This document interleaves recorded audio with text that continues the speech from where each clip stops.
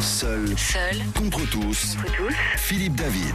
Philippe David est là. Bonjour Philippe, ça va ce matin? Bonjour ma chère Sophie. En écoutant Jean-Paul Delperrier, beauté d'enfer, je dois dire qu'avec votre robe bleue et Clémence avec son bisier vert, oui, j'ai deux beautés d'enfer avec moi dans le studio. Ah, est-ce que vous êtes sympa vous alors vous nous dites... Merci. Non mais c'est vrai, vous êtes un garçon très sympathique et très gentil. Vous de même. Voilà, merci. Vous et une fille. Bon, les compléments sont faits, ça y est, ça c'est fait, c'est bon. On est ensemble jusqu'à 10h pour Seul contre tous. Et vous nous dites ce matin, Philippe David, vive l'euro. Mais vous parlez de la monnaie, bien sûr, en un mot. Ah oui, non, l'euro de football, j'ai toujours pas digéré la finale contre le Portugal. Toujours pas digéré. Je me suis fait chambrer par Bruno Dubois avant l'émission, mais t'as pas oublié que c'était fini. Qui est notre directeur d'antenne. Oui, ça fait 15 ans. 15 ans qu'on l'a dans nos porte-monnaies. Il fait désormais la quasi-unanimité, puisque même ce week-end, suite au ralliement de Nicolas Dupont-Aignan, Marine Le Pen a mis de l'eau dans son vin. Alors on peut le dire, presque tout le monde le dit en France, vive l'euro. L'euro, c'est bien pour voyager. Vous vous rappelez, ma chère Sophie, quand vous passiez les frontières, fallait changer des francs belges. Si vous alliez à Bruxelles, passiez à Amsterdam, fallait changer des florins. Vous faisiez un détour par l'Allemagne, il fallait changer des marques. C'est quand même sympa l'euro quand on voyage beaucoup. Franchement, c'est bien. C'est pourquoi je le dis, Seul contre tous, de 9h à 10h sur Sud Radio. Vive l'euro. Et puis, ça apporte de la stabilité. Rappelez-vous les dévaluations compétitives qu'on avait à l'époque. Les Espagnols, les Portugais, les Italiens, ça dévaluait comme ça tombait à gravelotte. C'est pourquoi je le dis, Seul contre tous, vive l'euro. Et puis, si on sortait de l'euro, il y aurait quand même des conséquences avec les presque 5 000 milliards de dettes, parce que quand on dit 2200 milliards de dettes, on oublie juste les engagements sur les retraites des fonctionnaires et le recyclage des centrales nucléaires qui, vous me passerez l'expression, ne seront pas gratos. Ça veut dire qu'on dévaluerait le franc tellement massivement qu'en allant faire le plein à la pompe, parce que je rappelle qu'on paye notre pétrole en dollars, il faudrait laisser la moitié de son salaire pour faire le plein d'une voiture de type Twingo ou 106, donc ça, ou 107, pardon, je suis un peu en retard, 108 même, donc ça ferait vraiment très très cher. C'est pourquoi je le dis, Seul contre tous, vive l'euro. Si vous voulez nous appeler et réagir, eh bien faites-le, 0826 300 300 et sudradio.fr pour laisser des commentaires. Avec nous, Philippe Murer, économiste au cabinet de Marine Le Pen. Bonjour. Bonjour. Bienvenue sur Sud Radio. Et Sylvain Gargasson, membre du bureau national de l'UPR, l'Union Populaire Républicaine, le parti de François Asselineau. Bonjour. Bonjour à tous. Bienvenue sur Sud Radio. Bon, je sais que vous n'êtes pas d'accord avec moi quand je dis... On va commencer avec Sylvain Gargasson, c'est la première fois qu'il vient dans ce studio. Allez-y, honneur à lui. Merci. Comme je dis, c'est pas messieurs les Anglais tirer les premiers, c'est messieurs de l'UPR tirer les premiers. Vous n'êtes pas d'accord avec moi quand je dis vive l'euro? Non, en effet, je suis pas d'accord avec vous. Alors, vous parliez par exemple des facilités quand on change de pays pour faire du change. Bon, c'est un argument qui est sympathique, mais il n'y a pas, faire du change aujourd'hui, c'est pas très compliqué. Si vous allez en Suisse, vous avez le franc suisse. Si vous allez aux États-Unis, vous êtes bien en dollars. Dans tous les cas, dans n'importe quel aéroport du monde, vous arrivez à un coup de carte bleue dans un distributeur automatique de billets, et voilà, votre change il est fait. Avec une commission grattée à chaque fois par les banques. Oui, elle est pas délirante. La commission, elle est pas énorme. Et puis je pense qu'en rentrant un peu plus dans le détail, on pourra vous prouver que l'euro nous coûte bien plus cher que ces petites commissions, puisque vous parliez tout à l'heure de dévaluation compétitive. Aujourd'hui, on dit qu'en France, on a des problèmes de compétitivité. Il faut peut-être voir un rapport entre l'absence de dévaluation compétitive et le manque de compétitivité en France. Philippe Murer, vous n'êtes pas d'accord avec moi quand je dis vive l'euro? Oui, par contre, je peux être d'accord qu'avec Sylvain Gargasson quand il dit il y a ce problème de compétitivité. C'est le principe de Seul contre tous. Voilà, c'est le principe et c'est vraiment dur et on vous dit bravo pour votre courage. Mais vous savez, j'ai pas fait partie de la promotion de la Légion d'honneur de Pâques, je le dis en passant. Mais ça va venir, on n'a pas de doute là-dessus. Effectivement, il y a ce problème de compétitivité et pour une fois, on est d'accord avec, c'est l'ensemble des acteurs économiques qui le disent. Et ça, c'est une des rares choses juste dans le débat économique. Alors, le problème de compétitivité, vous pouvez le régler de deux manières. Vous pouvez faire comme Macron, plus de lois travail, c'est ce qu'il a promis par ordonnance, voire des baisses du salaire, en tout cas, ou des détricotages de protection sociale, ou alors une autre méthode beaucoup plus indolore, et cette méthode, c'est de baisser le niveau de votre monnaie, de déprécier le niveau de votre monnaie pour retrouver votre compétitivité. Et pour donner un exemple parlant aux auditeurs, imaginez que le franc soit 20% moins cher que le Deutschmark, parce que c'est notre principal problème avec l'Allemagne, que le Deutschmark... Vous voulez dire que l'euro, c'est le Deutschmark qui a changé de nom? Oui, c'est un peu ça. Mais surtout, c'est notre problème de compétitivité, et surtout par rapport aux pays du nord de l'Europe, et par rapport au Deutschmark. Imaginez que l'euro soit 20% moins cher. À ce moment-là, les voitures Peugeot fabriquées en France... Le franc soit 20% moins cher. Le franc soit 20% moins cher que le Deutschmark. Donc les voitures fabriquées en France, les Peugeot fabriquées en France vont être tout de suite beaucoup moins chères que les Volkswagen fabriquées en Allemagne. Et elles vont se vendre comme des petits pains, non seulement en France, mais dans l'Europe entière. Et donc on voit tout de suite que ça va nous permettre de restaurer nos exportations et notre compétitivité. De manière assez indolore, plutôt que de le faire par des baisses de salaire ou des lois de travail où il y a 1 million de personnes dans la rue. Oui, mais la dévaluation, en France, on l'a pratiquée massivement. Dans les années 50, il fallait 1 franc pour faire un mark, à peu près. Quand on est passé à l'euro en 2002, il fallait 3 marques et quelques, 3 marques presque 50, entre 3,30 et 3,50, je sais plus, pour faire 1 franc. Et pourtant, l'économie allemande est toujours allée mieux que l'économie française. Non, ça c'est pas vrai. Ah non, dans les années 60, 70, c'était l'économie française qui se portait le mieux du monde avec l'économie italienne, mieux que l'Allemagne. Mais de toute manière, l'Allemagne est une anomalie et c'est bien ça notre problème. C'est la monnaie la plus forte du monde, avec peut-être le franc suisse, ils se battent l'un contre l'autre. Mais ils n'ont pas la même puissance industrielle. Et d'être aligné sur cette monnaie la plus forte du monde, c'est un peu compliqué pour la France. Par contre, le franc est une monnaie qui est à peu près aussi forte que le dollar. Sur moyen terme, sur 100 ans, c'est à peu près la même force. Donc il n'y a pas de souci là-dessus. On peut suivre une monnaie comme le dollar, mais pas une monnaie comme le Deutschmark. Et pour vous dire, la dévaluation compétitive, il y en a une en 58 par De Gaulle, il n'y en a pas pendant 11 ans. Et la conséquence, c'est 3,5 à 4% de croissance, une inflation mesurée et donc une économie qui se portait hyper bien. On va au standard de Sud Radio, 0826 300 300 si vous voulez vous exprimer sur le sujet. Philippe David, lui, est pour l'euro, il dit vive l'euro, et vous, qu'en pensez-vous?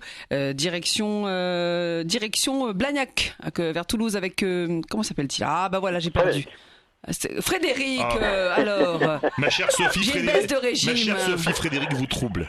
Voilà. Ça c'est vrai. Frédéric m'a troublé, toutes mes excuses. C'est à vous. On vous écoute. Oui, bonjour à tous. Non, je suis totalement d'accord avec Philippe sur la question de vive l'euro, pour une raison fort simple. Nous avons tous notamment des crédits immobiliers, alors que nous payons en euros et que nous avons emprunté en euros. Donc, le fait de repasser à une autre monnaie en cas de dévaluation, même si elle n'est que de 10 ou 15%, nous amènerait à payer nos crédits immobiliers de 10 à 15% plus cher. Parce que vous doutez bien que l'établissement bancaire, nous ayant prêté en euros, ne va pas nous dire, écoutez, maintenant, vous êtes redevenu à 1 franc, on va considérer qu'un franc égale 1 euro et vous avez payé votre crédit. Donc, automatiquement, ça nous amènerait sur une dévaluation. Et puis, toutes les cotations et tous les économistes réunis, de quelque bord politique que ce soit, sont d'accord sur ce système de dire que si nous passons sous une monnaie autre que l'euro, avec aujourd'hui la dette abyssimale que nous avons, nous allons connaître de toute façon une décote, une dévaluation. Et à partir de là, nous paierons forcément tout plus cher. Et Philippe a eu raison de préciser que grâce à l'euro, nous payons aussi, depuis une quinzaine d'années, notre pétrole beaucoup moins cher, puisque le baril de Brent se fait toujours en dollars. Et nous payons 20% moins cher. Donc non, il faut rester à l'euro. Après, je ne comprends pas la position de Marine Le Pen sur le fait d'avoir 2 monnaies. Est-ce qu'on aura deux billets différents dans nos porte-monnaies, une en euros pour nos entreprises pour payer nos factures, et une autre pour le courant, je dirais, de la vie de tous les jours sur un franc euro. Et à partir de là, je me pose une question, c'est que de toute façon, nous allons être rémunérés en France par des entreprises françaises, donc avec la monnaie locale qui sera mise dedans. Il faudra peut-être à ce moment-là remettre au niveau de l'euro si on paye des factures dessus. Donc c'est un petit peu incompréhensible, et je pense que vu la dette que nous avons et les cotations de Banque de France vont s'effectuer par rapport à notre système français. Nous avons combien? Un peu plus de 2000 milliards à aujourd'hui de dettes, sans compter... On est à plus du double, hein. Si on fait vraiment les calculs, on est à plus du double. Si on compte un entrepreneur qui présenterait un bilan aussi falsifié en mettant pas les provisions dedans, il se retrouverait en tôle pour présentation de faux bilan. Je vous le dis tout de suite. Mais si on présente un bilan à 5000 milliards de dettes, je peux vous dire qu'à Bruxelles, là, à la commission, ça passe pas. Non seulement ça passe pas à Bruxelles, mais alors une entreprise qui aujourd'hui serait dans le même système que la France aurait depuis fort longtemps été mise en cessation de paiement et en liquidation. D'accord ? Et en plus de ça, même si on prend un exemple très béotien, vous allez demander un crédit. On va vous accorder un crédit à partir du moment où vous avez un taux d'endettement maximum de 33%. 30. Voilà, ou de 30. Aujourd'hui, nous sommes quasiment à 100%, voire 110% dans quelques temps. Donc comment voulez-vous que face aux institutions financières, on puisse arriver en disant, écoutez, coucou, on sort de l'Europe, d'accord, on revient avec notre monnaie, et en fin de compte, tout va bien se passer parce que vous allez nous prêter autant d'argent, plus les 100 milliards que l'on veut dans certains programmes politiques réinjectés pour l'économie, mais on vous remboursera, vous inquiétez pas, avec une monnaie qui va. Donc ça tient pas la route, il faut absolument rester à l'euro, c'est notre force et on le voit. Alors vous parliez d'Airbus tout à l'heure, Airbus a connu une poussée grandissante grâce effectivement à cette poussée au niveau de l'Europe, puisque un certain nombre d'avions sont construits inter-européens entre l'Allemagne, l'Angleterre, etc. Donc il faut rester européen, c'est une grande force de notre pays, notamment financière. Frédéric, merci beaucoup Frédéric de Blagnac. Par contre, je rappelle qu'Airbus facture toujours ses avions en dollars. C'est quand même important à rappeler. Merci beaucoup Frédéric de Blagnac. Je vais faire réagir nos deux invités.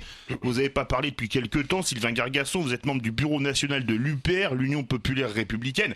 Vous entendez Frédéric qui dit votre crédit immobilier, si on le repasse en euros, en France, ça va poser certains problèmes. Et dans ce domaine, il dit vrai. Alors non, moi je pense qu'il dit faux. Il devrait regarder son contrat d'emprunt.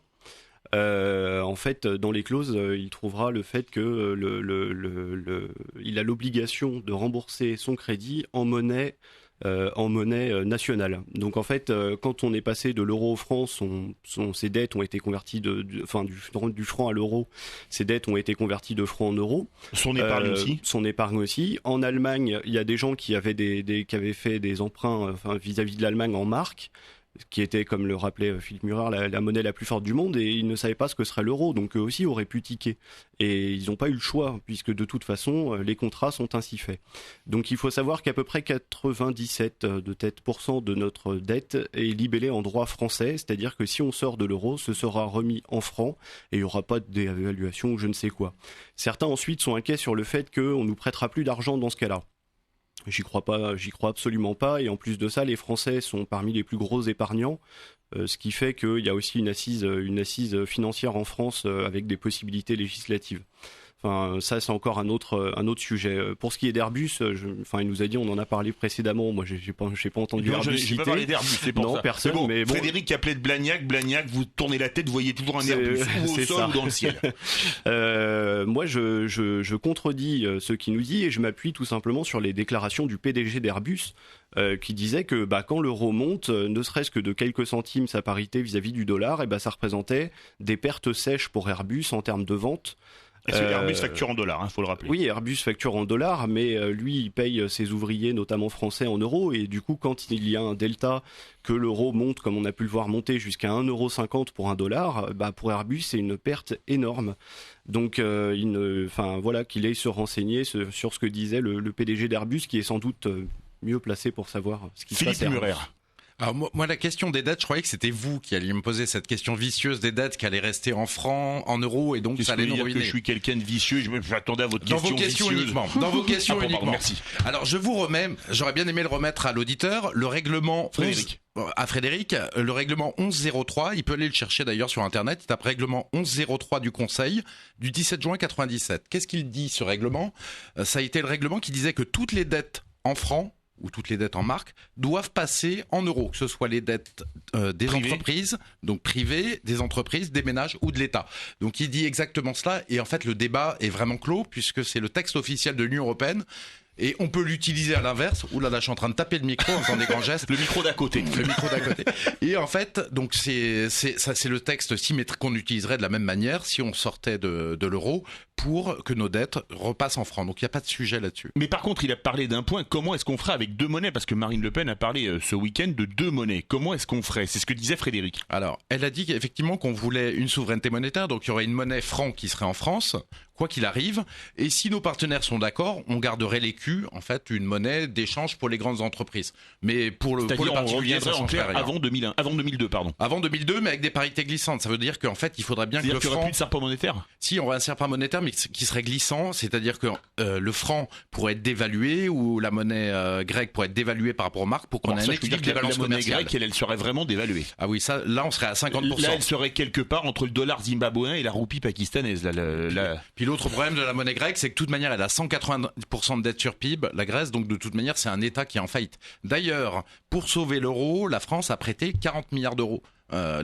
L'État français a prêté 40 milliards d'euros au moins à la Grèce, et ces 40 milliards d'euros, il y en a la moitié qui sont perdus, puisqu'elle pourra rembourser que la moitié de sa dette. C'est là où il y a un coût de rester dans l'euro, où on reprête toujours beaucoup d'argent aux États. Et pour vous, deux monnaies, c'est crédible ?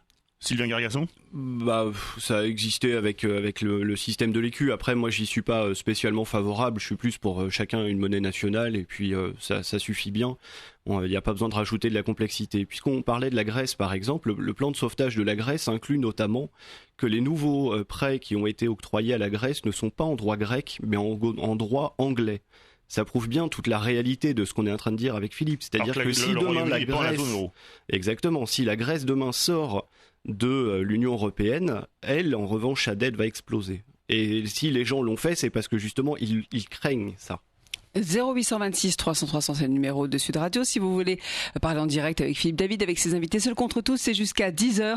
Le sujet, vive l'euro. C'est ce que vous dit Philippe David. Si vous pensez comme lui, vous nous appelez. Si vous pensez le contraire, vous nous appelez. Vous avez la parole. C'est le principe sur Sud Radio. À tout de suite.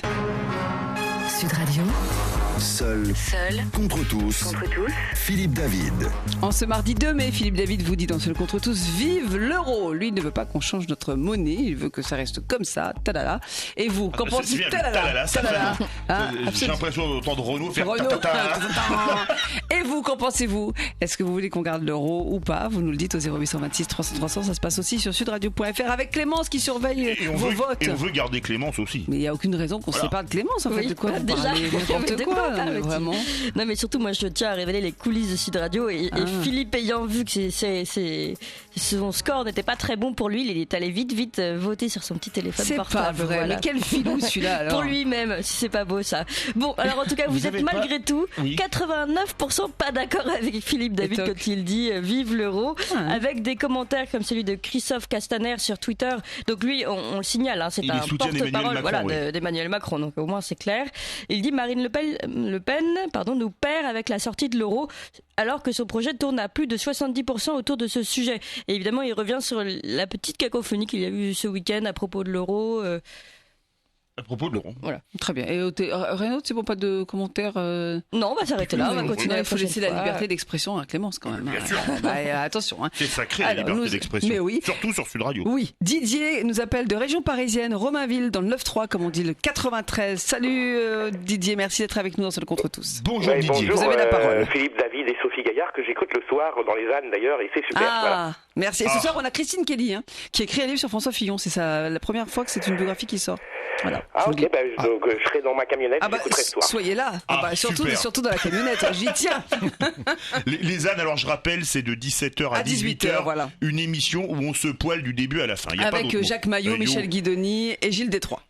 Et vous aussi, ma chère Sophie. On vous écoute, Didier. Oui, donc l'euro, pour moi, c'est une catastrophe parce que tout simplement, le pain a augmenté, tous les produits de première nécessité ont augmenté. C'est vraiment, avant l'euro, on payait une baguette de pain, on va dire, 3 francs. Maintenant, une baguette de pain, c'est 1 euro, donc 6,50. Voilà, il y a ça. Enfin, tous les produits de première nécessité, il y a quasiment rien qui n'a pas augmenté depuis l'euro, quoi. Il y a peut-être quelques produits qui ont baissé, mais moi, je les connais pas. Hein. Voilà.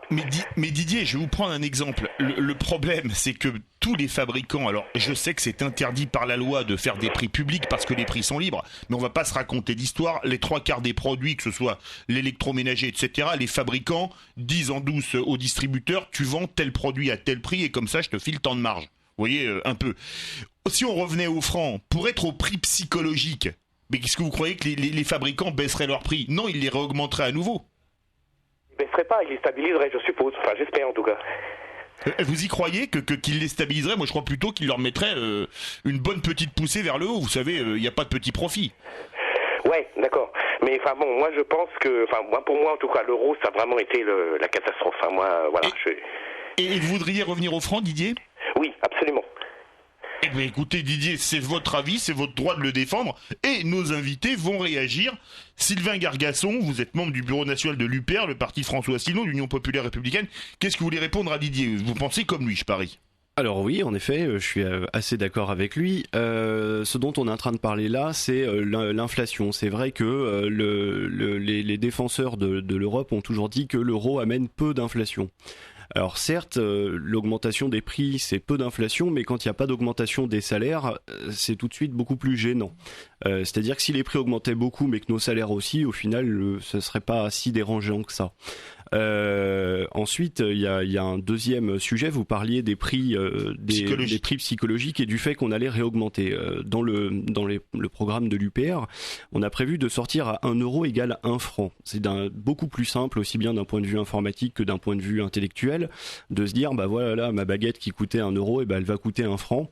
C'est déjà beaucoup plus simple à faire et ça évite les hausses de prix à l'arrondi que nous avons eu lors du passage du franc à l'euro. Parce qu'on a eu des grosses hausses de prix, sur les petits prix, notamment les sauces dans les restaurants, oui, il y a eu des x2, x3 avec les arrondis. C'est la même sauce, mais ça vaut plus du tout le même prix. Je vais vous prendre un exemple tout bête. Dans les distributeurs automatiques de boissons, en général, c'était 5 francs. Vous êtes passé directement à 1 euro, donc 6,50, ce qui fait quand même une grosse augmentation. Oui. Tout le monde s'est sucré sur ce passage du franc à l'euro avec des arrondis. Une boisson sucrée. Bien, c'est le cas de le dire. Et donc c'est pour ça que il faut faire attention à la façon dont on sort. Il faut sortir l'idéal, 1 euro égale 1 franc, et ensuite on laisse dévaluer légèrement le franc sur les marchés internationaux, justement pour récupérer notre retard de compétitivité vis-à-vis de l'Allemagne, mais vis-à-vis du reste des pays du monde. C'est-à-dire que les monnaies s'ajustent les unes envers les autres de façon automatique sur les marchés. Nous, on s'est enlevé cette possibilité en rentrant dans l'euro. Et c'est en train de créer un désastre. Et donc on va revenir au franc quoi qu'il arrive, puisque l'euro ne peut pas fonctionner sur le long terme. Et je rappellerai, pour faire un peu d'histoire, que ce sera la 3e fois que nous revenons au franc, et qu'à chaque fois ça a été la libération de la nation. Donc il est urgent que l'on revienne au franc, notamment pour ce qui risque d'arriver avec aussi l'Italie. C'est-à-dire que l'Italie a des gros problèmes en ce moment. Y compris un gros pôle bancaire qui est au bord de la faillite. Et exactement. Du coup, le Conseil italien a quand même demandé à la Banque Centrale Européenne comment se passerait une sortie de l'euro. Et on leur a dit qu'ils devront payer leurs dettes à vue. Ça veut dire instantanément. Et ils ne pourront pas le faire. Et s'ils ne le font pas, la France, représentant à peu près 20% de la BCE, on devrait se retrouver avec une dette de 100 milliards d'euros supplémentaires en instantané. Voilà. Philippe Murer, vous êtes économiste au cabinet de Marine Le Pen. Vous avez entendu Didier qui lui dit « Moi je préférais le franc ». Et il dit « Regardez, les prix ont augmenté, mais si on repasse au franc, les industriels vont pas en faire cadeau, ils vont réarrondir là au franc supérieur. Mais même au franc très supérieur. Non, parce que l'explication de Sylvain Gargasson, il n'y a pas grand chose à rajouter parce que c'était très bien expliqué. Mais 1 euro égale 1 franc, donc ça bougera pas. Tous les repères seront les mêmes. Et c'est vrai que sur les produits qui étaient à petit prix, qui étaient combien coûtait un café avant l'euro? 4 francs, 5 francs? Ça dépend, c'était 5 francs, oui. Ouais, maintenant on est plutôt à 2, 3 euros. On voit que ça dépend où vous le buvez. Ça dépend où. Hein. Ah oui. Si vous allez au Fouquet's. Non, mais même à côté. Je vais pas dire à la Rotonde parce que vous êtes parti pris.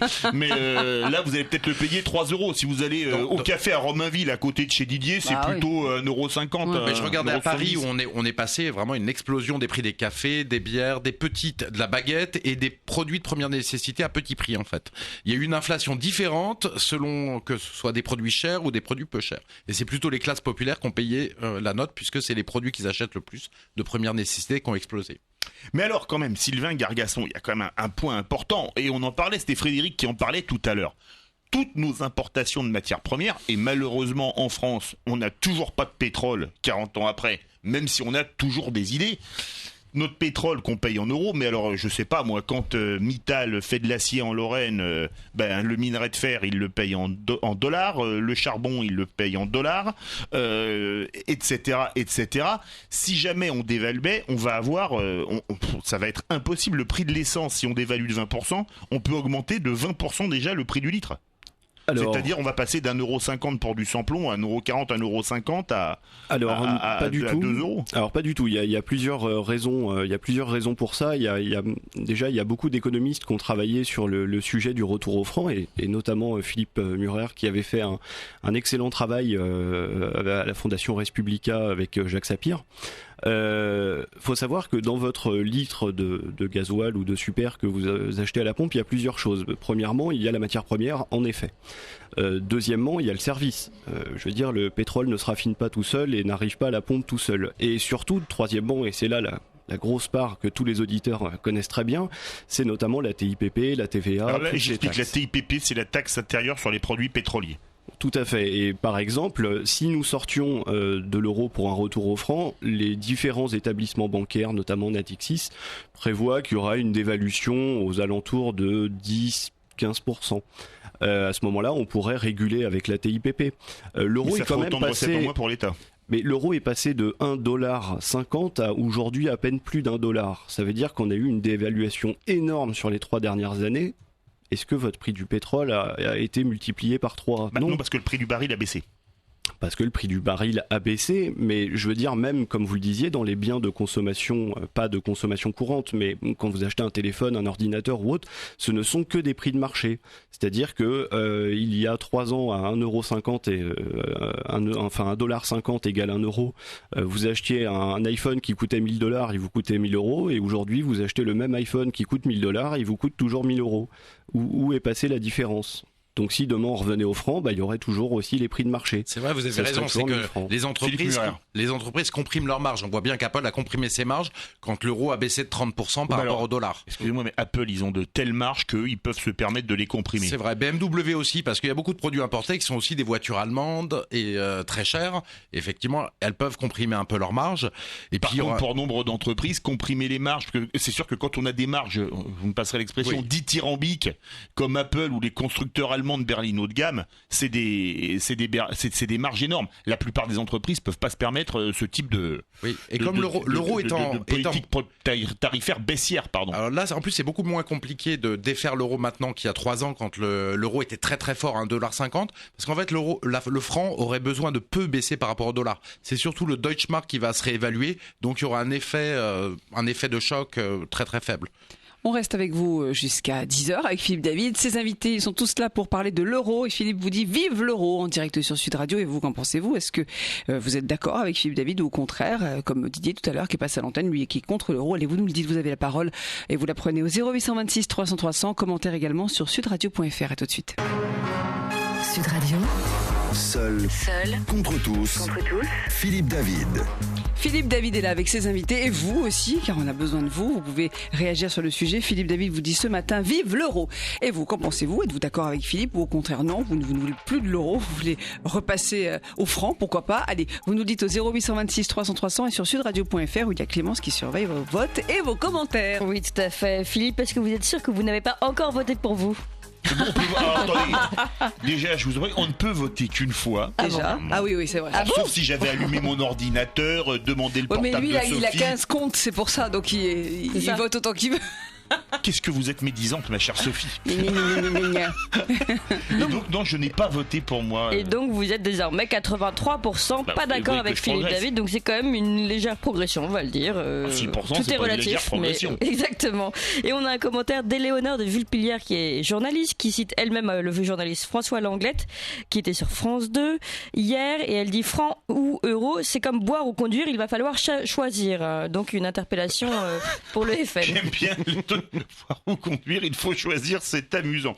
Avec nous, Sylvain Gargasso, membre du bureau national de l'UPR, l'Union Populaire Républicaine, le parti de François Asselineau, et Philippe Murer, économiste au cabinet de Marine Le Pen.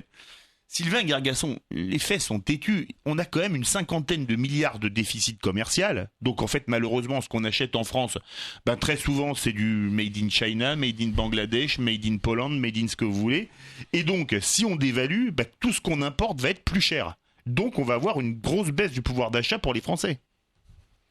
Alors, plusieurs choses.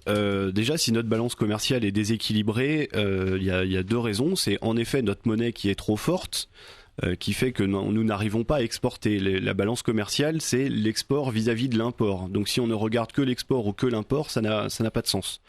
Ensuite, il y a une deuxième chose, c'est que les lois européennes autorisent les délocalisations et autorisent les marchés, les produits de l'extérieur de la France à rentrer chez nous avec un taux de taxe et pas de quota, enfin un taux de taxe très faible et pas de quota. Donc ça aussi, c'est un deuxième sujet. Déjà, si on retournait au franc, on exporterait beaucoup plus. Et qui plus est, le problème que ça pose, en fait, c'est plus un problème, on va dire, psychologique. C'est-à-dire qu'aujourd'hui, les Français ont le choix soit d'acheter français mais cher, ou d'acheter plein de produits très bon marché venus d'Asie, mais ils perdent leur travail. Voilà. Le choix qu'on laisse aux Français, c'est celui-là. Et on leur demande de ne pas devenir fous.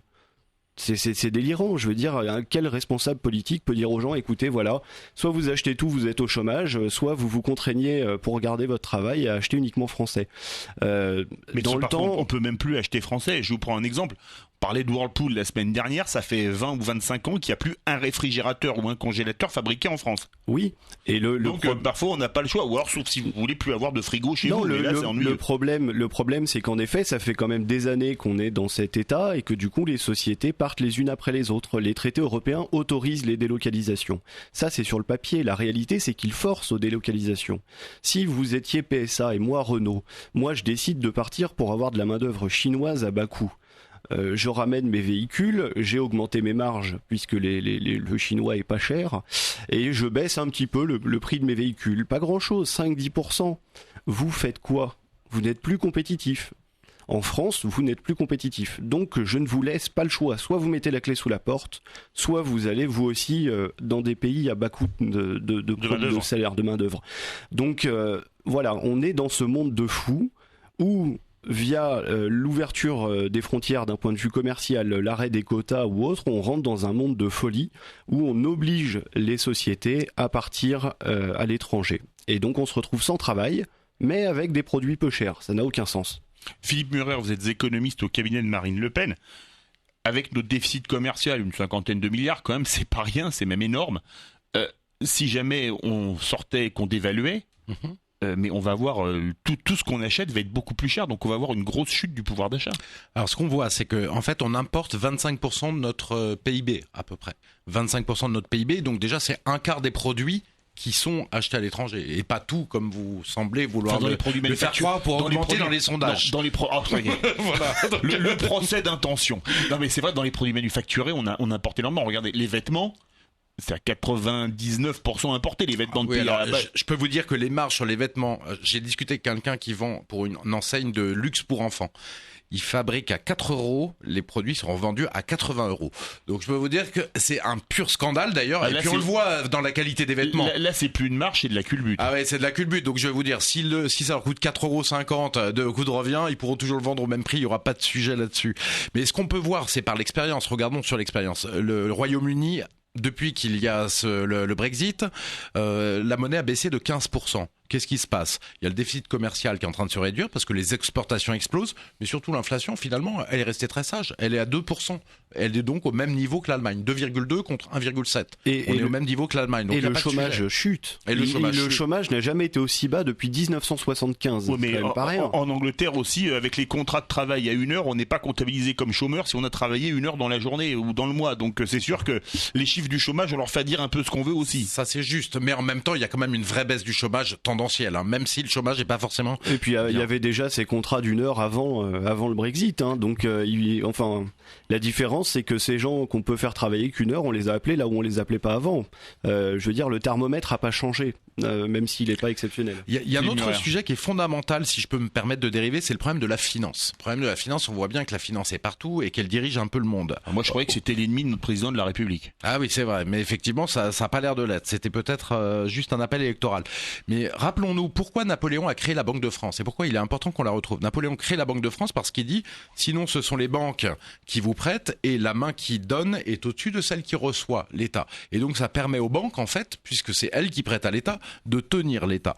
Or justement, nous on veut que, et je crois que l'UPR a la même vision, on veut que la Banque de France puisse prêter directement à l'État. En fait, ça va se faire peu souvent, mais ça permet de dire aux banquiers, si vous n'êtes pas content, on va voir la Banque de France. Et ça permet de retrouver le pouvoir sur la finance. L'autre chose très importante, c'est les régulations. Il n'y a aucune régulation de la finance avec l'euro.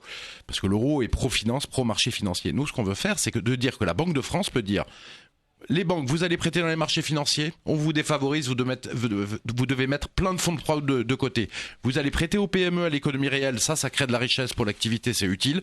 Dans ce cas-là, vous mettez moins de fonds propres de côté. Donc on peut diriger plus vers l'économie réelle et défavoriser les marchés financiers, parce que la spéculation ne sert à rien. Donc ça aussi, cet énorme avantage d'avoir notre monnaie nationale pour reprendre la main sur la finance. Alors Sylvain Gargasson, il y a aussi un point qui est important. Regardez aujourd'hui la Banque Centrale Européenne. Elle prête aux banques françaises, allemandes, italiennes, portugaises à un taux 0. D'accord ? Ou quasi 0. Quand on achète un appartement, une maison, ou quand une entreprise, décide d'investir dans une machine-outil, ça coûte très cher, ou dans un nouveau local, ça lui permet d'emprunter à un coût très bas. Et quand on regarde en fait, quand on achète un crédit, les taux d'intérêt, c'est vital. Si les taux d'intérêt remontent, on peut plus acheter le même appart. Alors si on va passer d'un 4 pièces à un 3 pièces, voire d'un 4 pièces à un 2 pièces. Donc si on sortait du franc, on aurait des taux d'intérêt beaucoup plus élevés et ce serait vraiment très mauvais, notamment pour ceux qui veulent acheter un bien immobilier. Alors j'ai deux réponses. Là, on rentre dans quelque chose qui est un petit poil plus technique. Déjà, premièrement, aujourd'hui, les taux d'intérêt sont en effet très faibles, mais on ne prête pas. Alors, j'ai beaucoup d'amis qui ont du mal à se faire prêter de l'argent pour acheter une maison. C'est les banques françaises qui sont frileuses, plus que les banques allemandes ou italiennes. Oui, mais vous inquiétez pas que le taux d'intérêt, ça joue. Si une banque ne peut pas se rémunérer sur un crédit, elle ne fait pas le crédit. J'ai un ami qui voulait emprunter 80 000 euros. On lui a dit sur 15 ans, on lui a dit ce n'est pas assez. La banque ne gagne que 15 à 20 000 euros. On lui a dit donc on est sur 15 ans, 15 à 20 000 euros, vous ne nous intéressez pas. Empruntez 300 ou 400 000, on vous prête. Voilà, on en est là. Et ensuite, c'était une banque française qui a dit ça. C'était une banque française qui lui a dit ça. Un ami à moi que j'ai vu ce week-end, il m'a expliqué ça, les bras lui en tombaient. Là, franchement, c'est hallucinant. Oui, mais bien sûr. Mais ensuite, il y a une deuxième chose. Nos parents ont connu des taux d'intérêt qui étaient bien plus hauts. Oui, mais avec il y avait une inflation. Et des salaires qui augmentaient en conséquence. Et voilà, vous avez mis exactement le doigt là-dessus. C'est-à-dire que si demain on me dit voilà, votre crédit vous coûtera, 15 points, et moi, à partir du moment où mon salaire augmente pourquoi pas, je veux dire, j'ai 15 ans pour rembourser. Moi je sais que mes parents, quand ils ont fini de rembourser leur maison, les dernières traites, c'était de la monnaie singe. C'est-à-dire qu'ils avaient l'impression d'aller acheter un paquet de chewing-gum et une baguette. Ça n'était plus du tout les sommes qu'ils avaient eues au début. Alors certes, le différentiel semble énorme, ça semble des sommes incroyables à rembourser, mais avec l'inflation, tout se réduit. Et d'ailleurs, une des solutions pour la dette française, ce serait qu'il y ait de l'inflation. Parce que avec une inflation pas énorme, entre 3 et 5%, et vous revenez sur quelques années, des années 70, non, il faut surtout pas retourner à des taux aussi énormes, mais une inflation, on va dire, de 3 à 5% continue, et année après année, je peux vous assurer que votre dette, elle fond comme la neige au soleil. Philippe Murer, les taux d'intérêt à zéro, c'est quand même une bonne chose, ça permet d'investir dans l'immobilier, alors que ce soit pour les particuliers qui veulent acheter une maison, un appartement, ou pour les entreprises qui veulent acheter une machine-outil, un local, etc. C'est vrai qu'on voit que depuis 15 ans, en fait, on a de moins en moins de croissance, donc des taux de plus en plus bas. On avait des taux immobiliers qui étaient à combien ? 5% il y a 15 ans. Là, ils sont à 0. 6-7, vous dites. Ouais, d'accord. Donc, et là, on est autour de 0. Par contre, ça fait exploser les prix. Donc, ce qu'on gagne d'un côté avec une baisse des taux, ça fait monter de façon très forte les prix. Donc, l'intérêt est quand même relativement mitigé. Et vous êtes d'accord avec Sylvain Gargasson dans son analyse ? Oui, je suis d'accord. Je dirais pas 3 à 5%, je dirais pas 5% d'inflation, ça devient dangereux. J'irais dire autour de 2-3, c'est bien. Après, faut pas monter trop parce qu'après, il y a des risques d'auto-alimentation. Sauf que, en même temps, une explosion de l'inflation, vu le nombre de gens qu'il y a au chômage, c'est peu crédible parce que il va pas y avoir une explosion des salaires comme on a eu dans les années 70. Il y a trop de pression sur les salaires par le niveau du chômage et des gens qui sont à la porte des entreprises à demander un travail. Alors, il y a quand même un autre point important dans ce domaine, c'est que si jamais on sortait de l'euro, les marchés financiers, parce que je sais que c'est des grands méchants loups, mais c'est quand même eux qui nous permettent chaque fin de mois de payer qui les fonctionnaires, qui les retraites des fonctionnaires, etc. S'ils nous prêtent plus, comment est-ce qu'on fait ? C'est la situation, Sylvain Gargasson, Argentine, décembre 2001. Mais pourquoi est-ce qu'ils nous prêteraient plus ? Parce qu'ils auraient plus confiance. Il n'y a pas de raison. Le franc restera une monnaie qui sera quand même parmi les meilleures du monde. Je veux dire, vous pensez qu'avec nos dettes à 5 000 milliards, le franc serait considéré comme une des meilleures monnaies du monde ?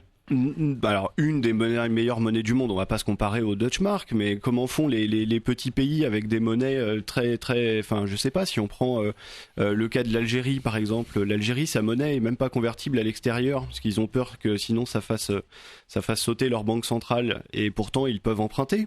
Donc non, il y a aucune raison. Ça, c'est toujours, on essaye de, c'est les gens qui sont pro euro qui viennent vous expliquer que si on en sort, c'est la fin du monde. Mais moi, je suis désolé, quand je vais dans la rue, quand je vois le chômage, quand je vois les prix, quand je vois les résultats des statistiques de votre site, je suis désolé. C'est maintenant qu'on est en train de s'effondrer. Mais le chômage, c'est pas que l'euro.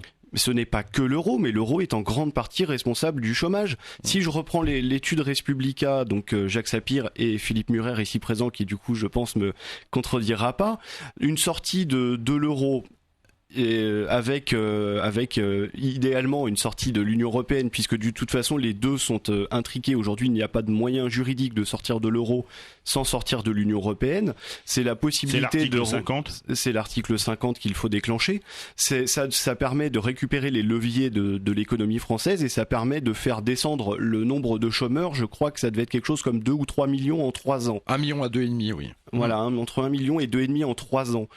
C'est suivant enfin, j'invite les gens à aller étudier ce document de plus près, qui est un document vraiment très bien fait. Et là-dessus, l'euro a une part prédominante. Parce que si on retourne au franc, par exemple, et qu'on dévalue, Airbus va pouvoir vendre plus d'Airbus et ils vont devoir embaucher. Et c'est pareil dans tous les corps de métier. Philippe Murer. Oui, c'est vrai que les marchés financiers, on a besoin d'eux. Alors, on a besoin d'eux déjà, on en aura moins besoin puisque la Banque de France pourra prêter directement. Donc on sort même de la loi Pompidou-Giscard de 73. Exactement, sur cette loi. Donc déjà on en aura moins besoin. C'est pas pour ça qu'on aura besoin de l'utiliser, mais déjà ça rassure les marchés financiers puisqu'il y a toujours un prêteur en dernier ressort pour prêter. Et ça évite qu'il y ait le moindre soupçon de faillite. L'autre chose, c'est n'oublions pas que la France est très crédible sur les marchés financiers parce que depuis 200 ans on n'a pas fait faillite. Alors que l'Allemagne a fait 2 ou 3 fois faillite pendant ce temps-là. Donc en fait la France n'a jamais fait faillite et donc on est crédible et les marchés financiers n'auront pas d'angoisse. Et puis la dernière chose, c'est juste... Je crois que la dernière faillite de la France c'était 1795, c'est ça ? Oui, ça doit être avec l'eau, avec les assignats. 1795, je crois. Alors la date exacte, 1797, j'ai un doute. La date à 1 an près, je ne sais pas, mais c'est pendant la Révolution française avec les assignats. Mais effectivement, les marchés financiers, ce dont ils ont besoin pour être sûr que les entreprises fassent pas faillite et l'État fasse pas faillite, c'est qu'il y ait de la croissance. Et effectivement, le fait d'avoir la main sur sa monnaie, ça permet de libérer la croissance et de générer la croissance par tout un tas de politiques constructives. Donc du coup, c'est aussi un argument pour le fait qu'il n'y aura pas de problème sur les marchés financiers. Puis on l'a vu avec le Brexit. On prédisait l'apocalypse financière. In fine, ça s'est pas passé parce qu'il y a plus de croissance en Angleterre maintenant qu'avant. Alors par contre, la loi de 73 a été abrogée et normalement nous sommes sous une nouvelle loi qui est une loi européenne. Oui. Et là aussi, c'est une question qui est en dehors, qui a les mêmes conséquences, mais là c'est une question du coup qui est, oui, mais là la question du coup, c'est aussi une question juridique. Ça veut dire que la sortie de l'euro seule ne suffit pas. Il faut une sortie de l'Union européenne. J'invite les auditeurs que je titille avec ce genre d'éléments à aller sur notre site upr.fr pour essayer de comprendre pourquoi. Parce que là, on a 1 heure d'émission, mais je pourrais vous en tenir des heures en vous expliquant toutes les bonnes raisons pour sortir de l'euro et de l'Union européenne. Malheureusement, on n'a pas le temps, donc j'invite les auditeurs à chercher sur Google, Union populaire républicaine. Oui, il nous reste un peu de minutes. La sortie de l'Union européenne, c'est toujours à l'ordre du jour pour vous, Philippe Murer ? La sortie, soit on arrive à faire une Europe des nations et des libertés, donc, et à coopérer de façon libre entre nations. Donc soit on arrive à transformer l'Union européenne vers cela, soit effectivement on fera un référendum et ce seront les Français qui choisiront, soit on reste, soit on sort sur les bases d'un vrai débat. C'est là notre point de divergence, c'est que nous on pense que c'est absolument impossible, vu qu'on est 28 États, de renégocier les traités, d'autant plus qu'il faut l'unanimité. Et on pense que si le Front National venait à être au pouvoir, ce qui est loin d'être sûr, il perdrait énormément de temps à tenter ces renégociations et serait peut-être même plus au pouvoir après. Merci beaucoup Sylvain Gargasso, membre du Bureau national de l'Union populaire républicaine. Merci beaucoup Philippe Murer, économiste au cabinet de Marine Le Pen. Ai-je repris du poil de la bête, chère Clémence ? Non, vous avez reperdu des petits points, cher Philippe David, je suis désolé. Vous êtes désormais 86% pas d'accord.